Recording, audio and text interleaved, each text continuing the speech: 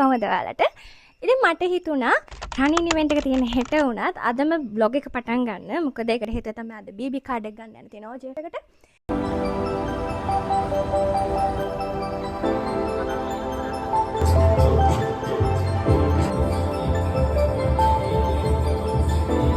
මේක තමයි යාළුවා දුන්නු බෑග් එක.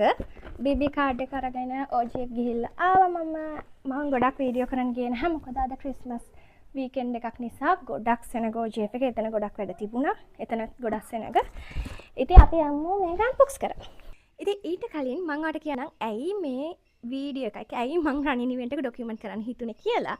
හේතුව තමයි ජීවිතේ පර්ෆෙක්ට් මූවමන්ට් එකක් එනකම් බලන් ඉන්න කෙනෙක් ඉන්නවා නම්. එහෙමත් නැත්නම් අන්ත උඩට වෙලා ෆෝන් එක බලාගෙන විතරක් අනිත් අය කරන දේවල් දිහා බලාගෙන ඉන්න කෙනෙක් විතරක් නම් ඔයා. ඒ වගේම ජීවිතේ වෙනස් කරගන්න ආස කෙනෙක් නම් කොහොම වුණත් තව කෙනෙක් අලුත් දේවල් කරන්න, new experiences ලබන්න, motivate වෙමි කියන බලාපොරොත්තුවෙන් තමයි මම මේ වීඩියෝ එක අද කරන්න හිතුවේ. අපේ ජීවිතේ අපේ කකුල් දෙකෙන් අපිට වැඩ ගන්න පුළුවන් හරිම සීමිත කාලය. මේ අද ඇවිදින්න පුළුවන් විදියට ඇවිදින්න බැරි දවසක් එනවා. ඊට කලින් කරන්න පුළුවන් හැම දෙයක්ම කරලා ඉවර කරන්න ඕන. යාළුවගේ පාර්ට්නර්ෂිප් තිබ්බේ කානේජ් එකත් එක්ක. තියෙන මගේ BB කාඩ් එක.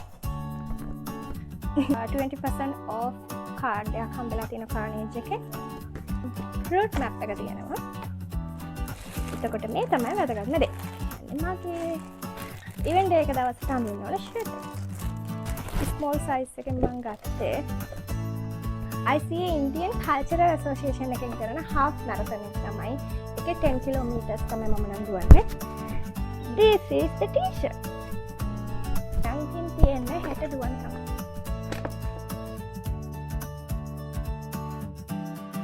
දැන් වෙලාව උදේ 4:20යි. උදේට කන ගමන් ඉන්නේ. විතර දෙකක් කාලා යන්න ලෑස්ති වෙලා ඉන්නේ. දැන් වෙලාව 4:20යි. ඒකට උදේ 5 වෙනකොට green gold place එකට යන්න ඕන. එතනදී මම ගාලා ආයි හම්බෙන්න. බයි.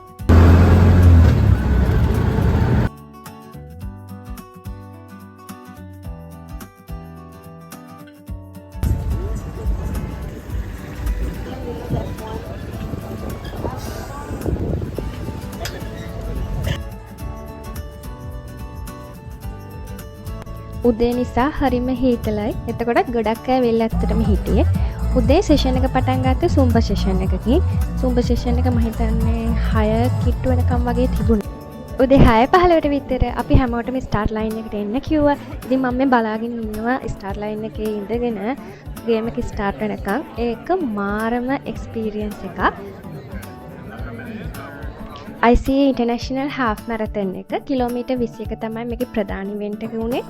ඒ වගේම kilometre 5 and kilometre 10 challenge run එක include වුණා. ඉතින් මම participate කරේ කිලෝමීටර් 10 challenge run එකට. ඇත්තම කිව්වොත් මට හිතා ගන්නත් බැහැ මම මේ challenge run එක කිලෝමීටර් 10ක් හරි දුවලා ඉවර කරා කියන එක. ඉස්සර මාසෙකට දවස් 5ක් හරි මම ඉන්නේ කකුල් දෙක බැන්ඩේජ් කරන්. කකුල් දෙකේ තිබුණ පේන් එකක් සහ කෙන්ඩ පෙල්ලනවා නිතරම මගේ. ඉතින් ඉවෙන්ට් එක ගැන ඔයත් එක්ක ෂෙයා කරගන්න හිතුනේ කිසිම ලිමිටින් බිලීෆ් එකකට ඔයාව සීමා කරන්න ඉඩ දෙන්න එපා කියන එක මතක් කරන්න. ඔන්න ඔය විදිහට දරා ගැනීමේ ශක්තිය වැඩි කරන්න කියලා දුන්න ලස්සන මතකයක් මගේ ජීවිතේට එකතු වුණා. එහෙනම් ගිහින් එන්න මීට වගේ ලැවෙන්ඩර් සයුනාරා. බයි.